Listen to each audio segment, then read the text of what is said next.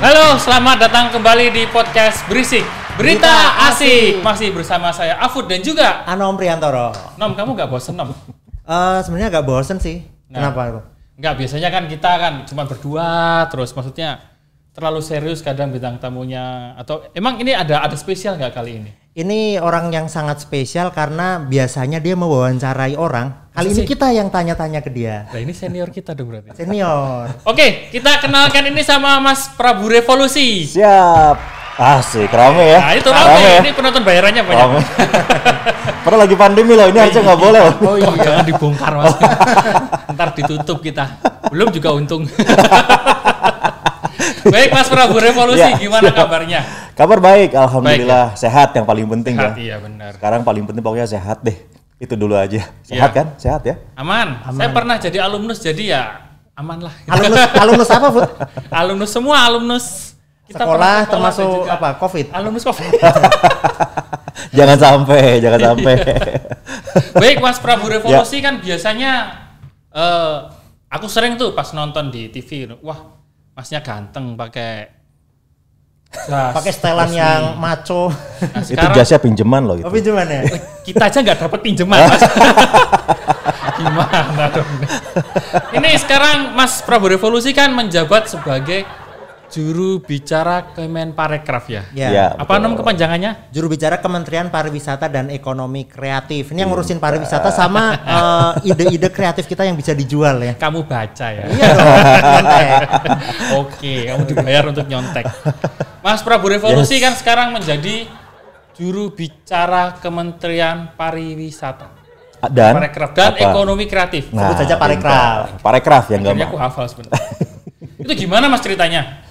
Ceritanya panjang, Ya dipendekin. Gak apa-apa, ntar habis loh 3 segmen ngomongin ceritanya. Oh gak apa-apa, ntar bisa jadi drama. Oh gitu ya? Jadi ceritanya gini, kan saya memang ngajar komunikasi. Dan udah ada di industri komunikasi itu 18 tahun ya. 18 tahun? 18 tahun. Oh, berapa? Jadi udah lama lah gitu. Nah setelah lama di media, lalu ngajar, nah barangkali banyak orang tahu kalau saya punya sedikit expertise di komunikasi itu. Nah kebetulan pemerintah lagi melihat bahwa komunikasi itu satu hal yang penting untuk diperhatikan ya, terutama untuk sosialisasi kebijakan dan macam-macam ke masyarakat. Nah dibutuhkanlah expertise komunikasi untuk bisa sama-sama berjuang gitu ya untuk bangun negara. Nah dari situ terus ngobrol-ngobrol lah sama Mas Menteri, Mas Wisnu Tama, Mbak Wamen, Mbak Angela dan juga Ibu Sesmen, Ibu Giri. Kita ngobrol-ngobrol, ngopi-ngopi gitu, ngomongin tentang banyak hal dan ngomongin juga pariwisata.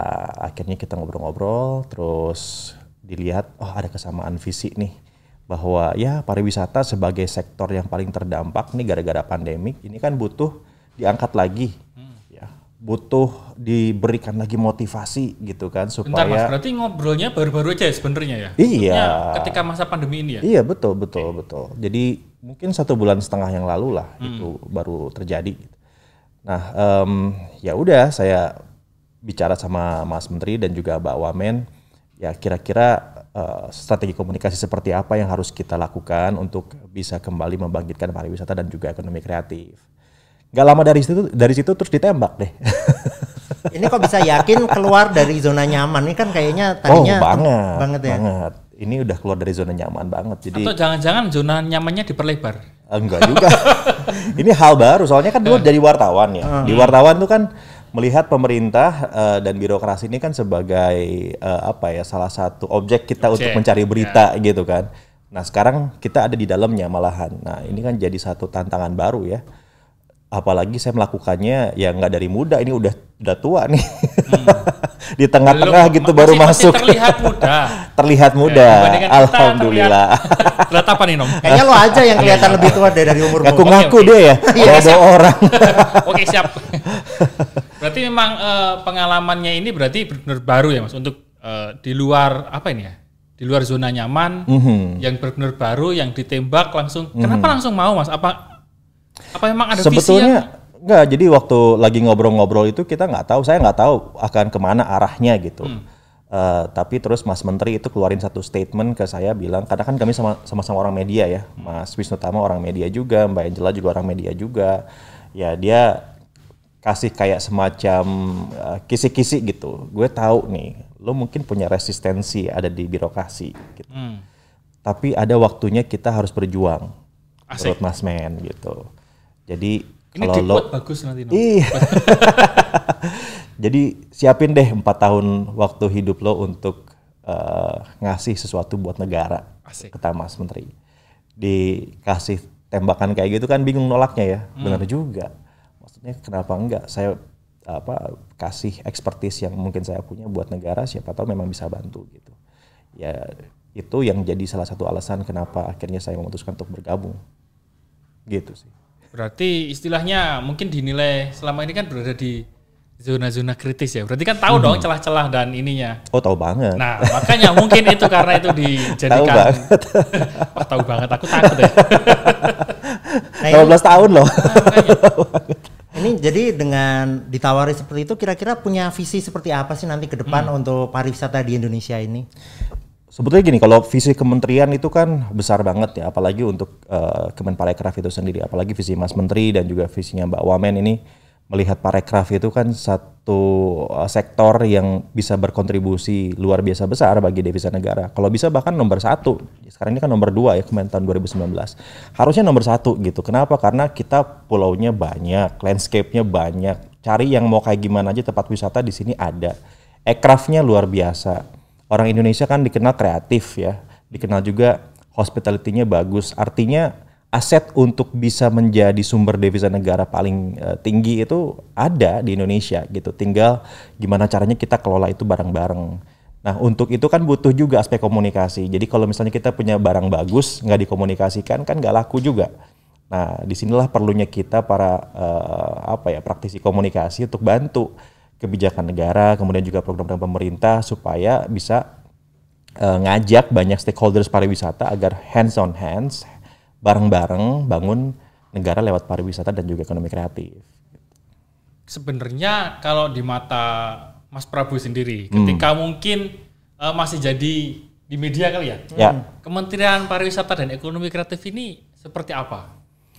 Ya, wah ini pertanyaannya pertanyaan wartawan nih. Mas. Gue udah tahu nih. Hampir jawab nih. Ini hampir jawab. Kan, biar kelihatan ini loh. Kelihatan beneran. Ini emang beneran sih. Pertanyaannya tricky. Iya, sudut pandangnya kan wartawan seperti apa gitu. Yang jelas pokoknya gini, ini jawabannya juga tricky juga nih. Yang jelas gini, negara kita ini tadi yang saya udah katakan ya punya potensi besar. Ya, kita ingin agar bukan saja hanya menjadi penyumbang devisa nomor terbanyak di Indonesia, tetapi juga jadi pemenang ya di dunia kalau perlu ya. Sekarang targetnya di Asia dulu deh gitu. Kita jangan sampai kalah sama Singapura, sama Malaysia, sama Thailand, sama Vietnam gitu. Padahal mereka negaranya kan kecil, tapi kita besar. Nah, kenapa kita di bawah mereka? Itu pertanyaan besar yang harus sama-sama kita tanyakan. Ya, kita jangan cepat-cepat puas dengan pencapaian pariwisata sekarang ini. Yang jelas bahwa kita ada di bawah mereka sekarang ini menjadi satu titik penting supaya kita bisa punya momentum biar maju pariwisatanya. Nah, sekarang kita punya pandemi nih, kita hadapin pandemi. Pandemi ini threat, ancaman, bikin pariwisata dan juga ekonomi kreatif roboh gitu ya. Tapi juga kalau kita lihat opportunity-nya, semua negara mengalami masalah yang sama. Betul. Semua negara sama. Jadi sekarang ini semua parekraf di negara itu sama-sama ditarik ke titik nol. Kita start bareng-bareng nih. Nah, mumpung lagi start bareng-bareng ini, ayo jangan startnya salah lagi. Sekarang ini waktunya kita betul-betul bisa memikirkan gimana caranya bikin leap loncatan gitu ya, agar parekraf kita. Ya, Mas? Ya, semuanya juga tahu. Sekarang kalau misalnya gini, dari Indonesia yang begitu besar dan kita masih di bawah yang lain, berarti kan ada yang salah. Ya, kalau semua berarti sempat salah ya di mana-mana, itu terjadi di mana-mana. Tapi kita harus membuka diri bahwa berarti ada yang salah, ya nggak? Coba ditanya, betul nggak? Betul. Nah, Tahu kan jawabannya tuh? Tahu sih, tapi aku pengen langsung. Biasanya kan gitu dulu. Biasanya gitu ya. Iya. Salah sih tanya sama wartawan, jadi tanya lagi. Wah, Mas Pras, saya pengen tahu nih, ini kan jadi juru bicara Kemenparekraf. Ya. Nah, biasanya kan dulu gangguin narasumber. Nah, sekarang siap nggak sih nanti digangguin digangguin wartawan tanya ini itu gimana? Udah nanti? dong. Udah siap ya. Nah, ini digangguin sekarang. iya. ini belum apa-apa Mas. Ini belum apa-apa. Oke. Kalau udah sampai di doorstop dan sebagainya itu memang sudah dipersiapkan mental. Ya, Jangan nanti harus ya. teman sendiri Mas Ayu. Nggak apa-apa. Menurut saya sih itu masalahnya ya, kita memandang wartawan atau media itu jadi kayak oposisi gitu. Ya, Iya. itu salah menurut Sering saya. ditempatkan Sering berseberangan ditempatkan ya? seperti itu. Padahal sebetulnya kan kalau kita lihat konsep pentahelix ya, media itu kan termasuk salah satu unsur yang oleh presiden diminta agar sama-sama membangun negara gitu. Dan nggak bisa kita bangun negara tanpa media.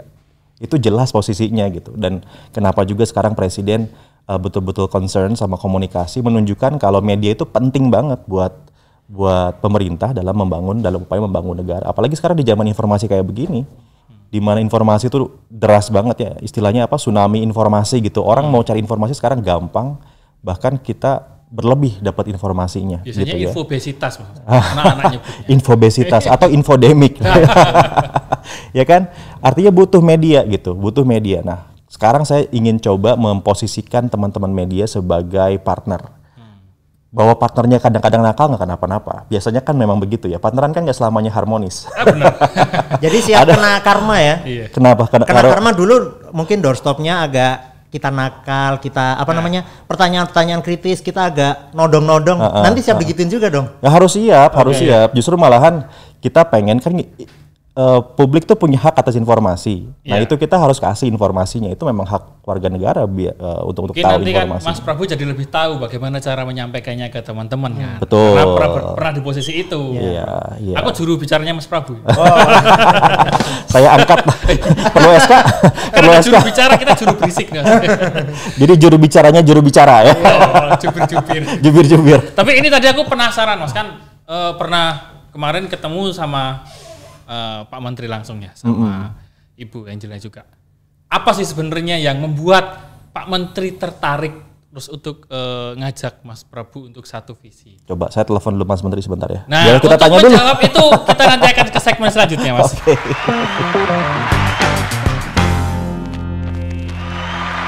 Mulai lagi di segmen kedua masih bersama Dia Anom dan juga Dia Afud. Nah, masih di podcast berisik bersama Mas Prabu Revolusi. Tadi kita udah telepon sama Pak Menteri, ya kan Mas? Iya, tapi nggak diangkat. Oh, iya. Kayaknya lagi meeting nih. Pastikan pulsanya cukup loh Mas sampean Mas. Kayaknya Sebentar. habis. Jangan-jangan karena pulsanya habis. Jangan-jangan menteri kementerian lain. Jadi gimana Mas ketika ngobrol dulu sampai akhirnya mungkin Pak Wisnu Tama itu, wah ini konsep yang bagus nih, atau Mas Prabu menawarkan apa untuk Kemenparekraf sendiri? Saya kurang tahu ya apa yang membuat Mas Menteri dan juga Mbak Wamen menjatuhkan pilihannya pada saya. Tapi yang jelas waktu kita berinteraksi di awal-awal, ada beberapa konsep yang saya utarakan kepada teman-teman Parekraf. Yang paling kentara adalah begini, saya yakin bahwa Parekraf ini punya banyak program bagus. Dan ketika saya cek juga banyak banget gitu program bagus. Nah permasalahannya kenapa teman-teman media nggak tahu? Kok yang disorot itu pasti yang gede-gedenya aja, masalah-masalahnya aja. Nah ini kan pasti ada masalah komunikasi nih di sini. Masalah komunikasi ini yang mesti kita pecahkan, Mas Menteri, Mbak Wamen.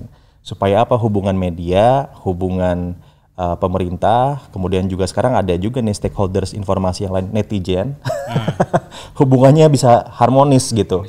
Kalaupun gerimis sedikit nggak kenapa-napa, tapi secara overall itu punya visi yang sama, bangun pariwisata dan ekonomi kreatif. Nah, tugasnya kita adalah memastikan mana program kebijakan yang memang buat publik itu bisa memberikan dampak dan terinformasikan, itu yang harus dipastikan gitu. Kalau wisatanya sendiri ada yang menurut Mas Prabu ada yang diunggulkan nggak sih untuk ternyata banyak nih potensi wilayah wisata Indonesia yang belum dipublikasikan tapi sebenarnya layak untuk dijual gitu. Ya banyak. Nah sekarang kan di rencana kerja ke depan kan ada konsep 5 DSP dan 10 daerah prioritas pariwisata. Udah tahu belum? Belum. Kasih tahu kita. Makanya harus riset dulu. Enggak bercanda. Apakah salah satunya itu Danau Toba itu Mas ya? Iya, Danau Toba. Jadi kita kan ngelihat gini, Bali adalah Bali. Ya, dia punya magnetnya sendiri sebagai surga pariwisata dunia gitu. Bahkan lebih terkenal Bali ya? Ya, mungkin. Nah, kita harus bangun Bali-Bali yang baru gitu kan ya. Maksudnya kita punya banyak potensi, punya banyak landscape seperti yang tadi saya sebutkan. Gimana caranya ini daerah wisata yang ada di Indonesia itu betul-betul bisa punya level yang sama dengan Bali. Karena kan potensinya ada gitu. Nah, kita coba untuk melakukan mapping, dan untuk ke depan ada yang disebut dengan 5 DSP, 5 destinasi super prioritas yang akan menjadi unggulan pemerintah nih untuk ke depan.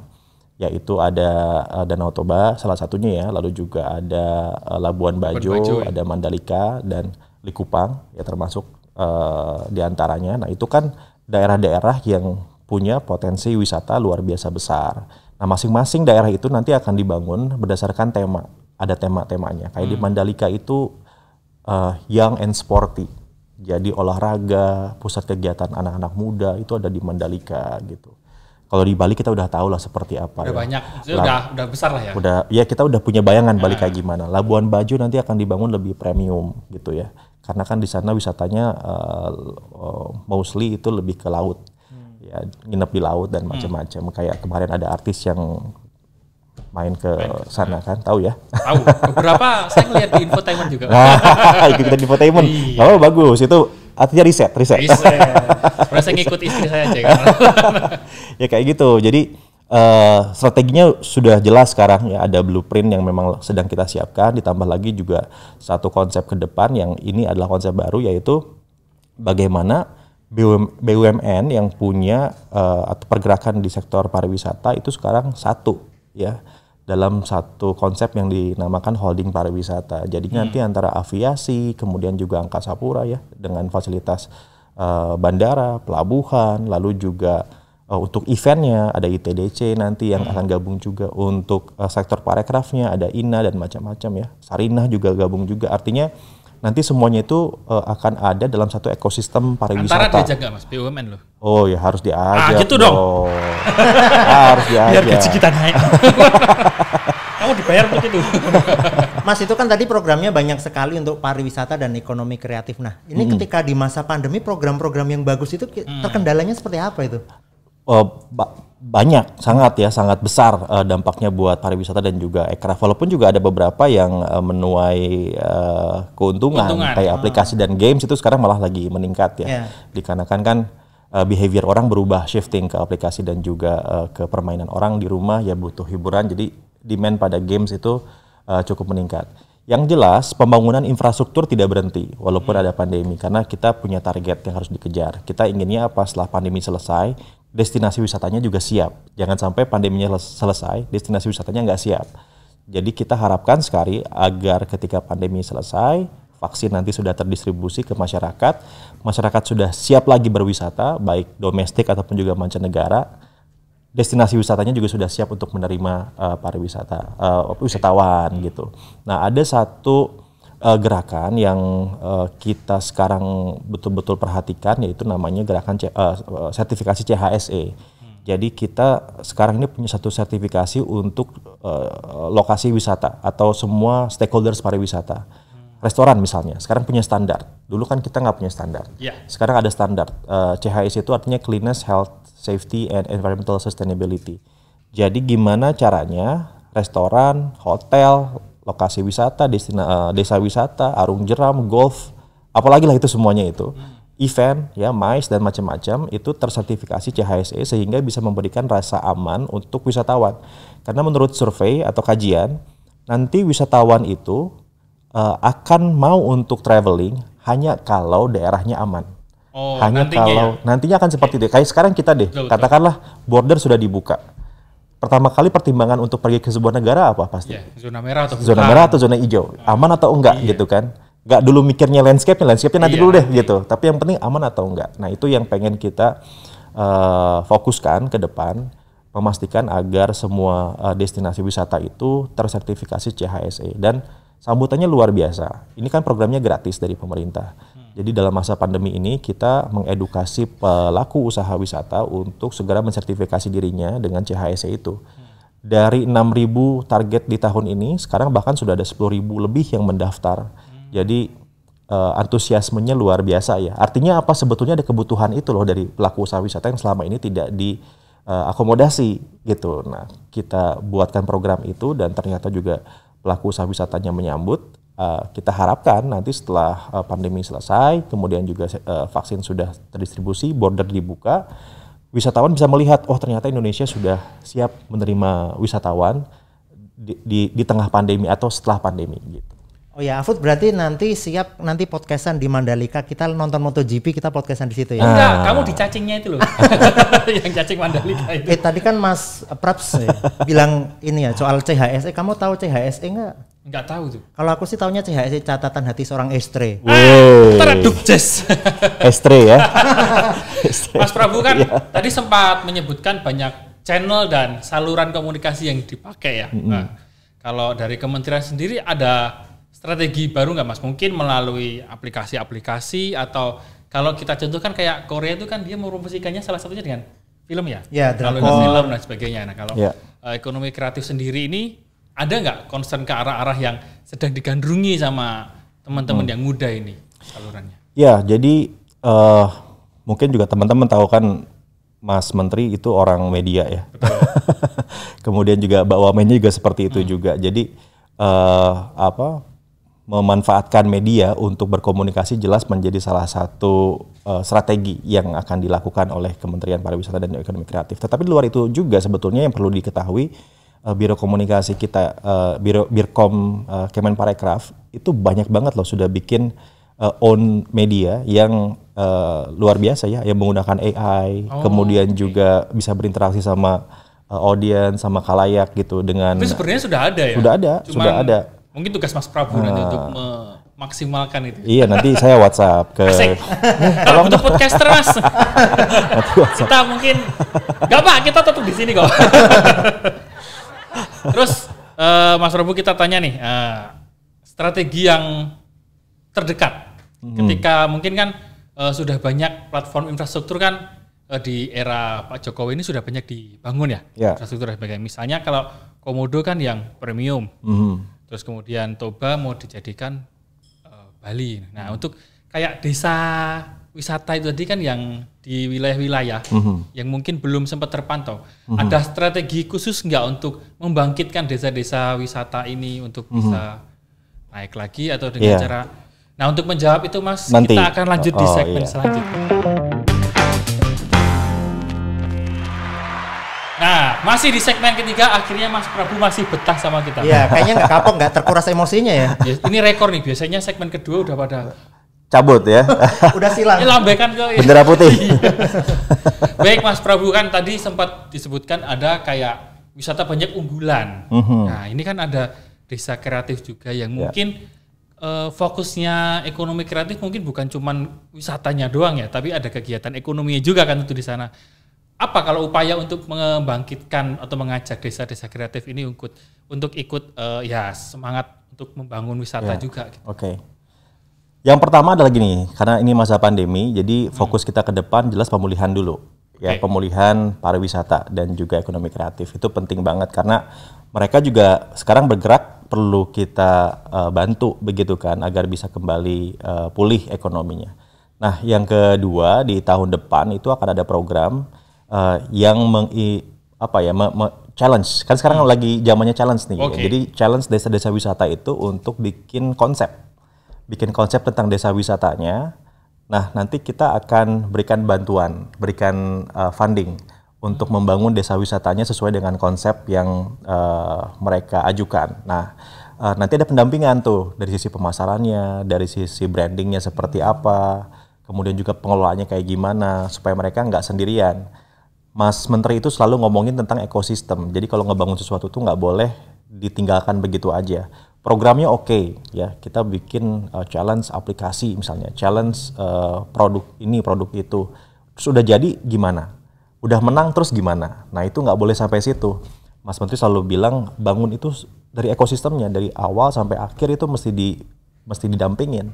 Nah termasuk desa wisata. Nanti mereka akan mengajukan konsep-konsep unggulan untuk desa wisatanya, karena kan yang paling tahu mereka sebetulnya ya. Saya tuh punya asetnya ini gitu. Desa wisata saya itu kan bahkan misalnya asetnya adalah mengajak orang tinggal di rumahnya. Itu kan ada tuh yang kayak gitu ya, desa yang keunggulannya adalah karena rumahnya itu open buat semua turis gitu. Nah, ini Wonosobo nih juga nih. Oh ya Mas, tadi kan saya kan Wonosobo ya. Tadi kan mau dibikin Pulau Komodo itu premium, itu isinya apa namanya?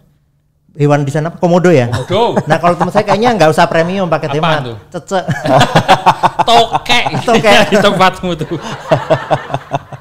Jadi berarti tadi memang dibangun ekosistemnya. Jadi mereka akan mengajukan, nah idenya itu gagasannya akan kita kurasi dan kita kasih pendampingan sampai desa wisatanya itu betul-betul bisa menjadi sektor ekonomi yang menghidupkan atau mensejahterakan masyarakat di sekitarnya. Karena kan dari pariwisata itu efeknya multiplier ya, multiplier efek. Wisatanya maju, orang datang, maka ada orang yang stay. Artinya ada transaksi ekonomi. Waktu di sana dia akan makan. Ketika makan ada transaksi lagi, ada kuliner. Kalau kulinernya ada berarti dia kan butuh sayuran, butuh daging, butuh nasi, butuh apa. Petaninya hidup. Jadi ini efeknya berlapis-lapis gitu dengan hanya kita membangun desa wisata. Kalau target pribadi sendiri, Mas Prabu, menjadi juru bicara ini apa target pribadi? Sekarang udah nggak bisa ngomong target pribadi karena udah kerjanya kan udah di kementerian ya. Jadi kita betul-betul harus inline dengan apa yang menjadi target kementerian juga gitu. Yang jelas gini, kementerian itu kita kan semuanya panik ketika menghadapi pandemi dan tapi kita nggak boleh diem. Teman-teman di kementerian betul-betul berdiskusi, kemudian juga melakukan kajian dan macam-macam untuk mencari tahu modeling apa yang paling tepat ke depan gitu ya. Jadi kita ngebangun wisata ke depan itu strateginya harus seperti apa sih gitu. Itu tuh betul-betul kita pelajari.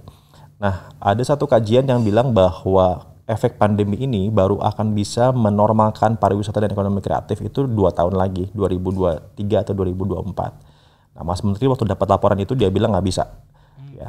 Tahun depan harus normal. Gimana caranya? Pokoknya harus normal. Karena kasihan, nggak kuat kalau sampai 2-3 tahun lagi baru normal kan. Gimana caranya nanti kita pikirkan untuk bisa menormalkan, memulihkan kembali parekraf di tahun depan. Dan yakin bisa gitu ya. Apalagi dengan adanya vaksin, kita harapkan juga ini bisa mengubah wajah pariwisata dan juga ekraf ke depan setelah pandemi. Yang kedua juga fokus kita tetap ada di pemulihan ekonomi ya lewat pembangunan ekonomi nasional, terutama pemulihan ekonomi nasional lewat PEN. Jadi fokusnya juga kemudian semua kementerian juga kan sama-sama ke sana ya, pemulihan ekonomi dulu gitu. Nah, kalau semuanya sudah pulih, kita ngebangunnya juga akan lebih enak gitu. Kalau yang diunggulkan sendiri kan biasanya ini kan Om, ada wisatawan mancanegara, ada wisatawan lokal juga. Nah, ini ada dibagi strategi berbeda nggak Mas untuk? Gini, kalau yang sekarang ini kita pasti ya akan fokus pada wisatawan domestik karena di luar juga kita harus tahu psikologis mereka terhadap negara luar sama kayak kita keluar juga. Ya kita juga kan agak ngeri-ngeri juga pergi keluar, sama juga orang luar juga begitu ke Indonesia. Nah, tapi kan kita semua butuh liburan, kita semua butuh produk ekonomi kreatif, ya kan? Kalau kita jelas kurang piknik. kelihatan. Kusem. Tupak. Jadi kita pasti akan liburan gitu kan. Okay. Nah, sekarang tinggal gimana caranya wisatawan domestik ini dikondisikan agar bisa berwisata tapi bertanggung jawab gitu. Caranya kayak gimana? Pertama, sebelum berwisata teman-teman harus ya tahu apakah fit atau enggak nih saya ini sekarang sehat atau enggak dengan cara yang melakukan tes dulu sebelum bepergian. Yang kedua setelah positif ternyata tidak kena COVID gitu ya, aman sehat, baru kita merencanakan kemana perjalanannya, cari daerah-daerah atau lokasi wisata yang memang tidak ramai dan itu banyak banget. toh tren wisata ke depan juga kan manusia kita itu kan di drive dengan tren juga ya. Tren ke depan liburan itu kan lebih ke tempat yang kembali ke alam, back to nature gitu. Kita lagi butuh healing ya, menyembuhkan diri, menyembuhkan alam dan macam-macam. Nah, Indonesia itu surganya.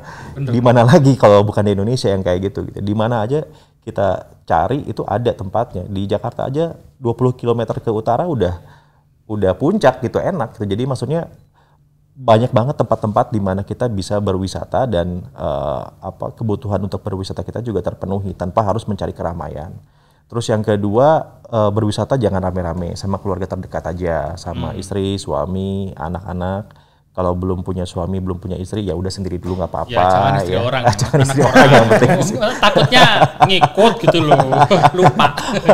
Suka lupa orang-orang itu. Oh ya Mas, tapi tadi kalau di tempat wisata Indonesia tuh ada ciri khas yang sangat spesifik ya. Dimanapun ada tempat wisata, air terjun, apapun, itu mesti ada yang jualan mie instan, ada yang jualan teh manis gitu. Warmindo. Gitu.